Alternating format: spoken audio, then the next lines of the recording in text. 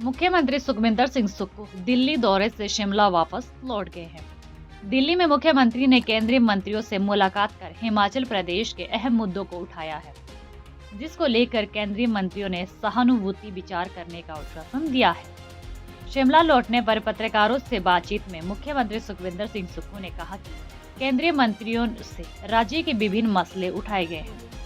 सेब पर imports duty बढ़ाने, राज्य के लिए हर साल 10,000 करोड़ रुपए की रेवेन्यू डेफिसिट ग्रांट और पीएम मोदी द्वारा घोषित 1,500 करोड़ रुपए का पैकेज जल्द जारी करने जैसे मुद्दों पर चर्चा हुई, जिस पर केंद्रीय मंत्रियों ने सहानुभूति पूर्व विचार करने की बात कही है। इस दौरान ओपीएस से यूपीएस पर जाने को लेकर केंद्रीय मंत्रियों ने विचार करने की बात कही है, लेकिन सरकार ने राजनीतिक लाभ के लिए ओपीएस नहीं दी। हालांकि ओपीएस लागू करने से सरकार को नुकसान हुआ, लेकिन यह कर्मचारियों का हक है। इसके अलावा जीएसटी से प्रदेश को हो रहे नुकसान पर भी केंद्रीय मंत्री ने मुद्दा उठाया है। कल रात 9 बजे मैं पीयूष गोयल जी से मिला।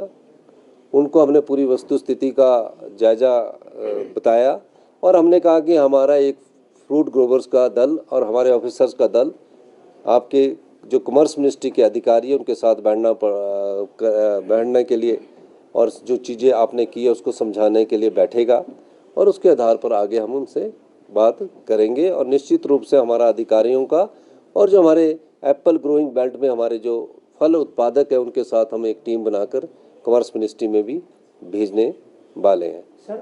तीसरा, मैं पावर मिनिस्टर से भी मिला और पावर मिनिस्टर से हमने जो अपनी योजनाएं हैं उनको बताया और कहा कि हम जो हमारे हाइड्रो प्रोजेक्ट बने हैं उसमें हमको उचित रॉयल्टी नहीं मिल रही है, इसलिए हमको उसमें जो रॉयल्टी है उसको मिलने की भी बात हमने उनसे की है।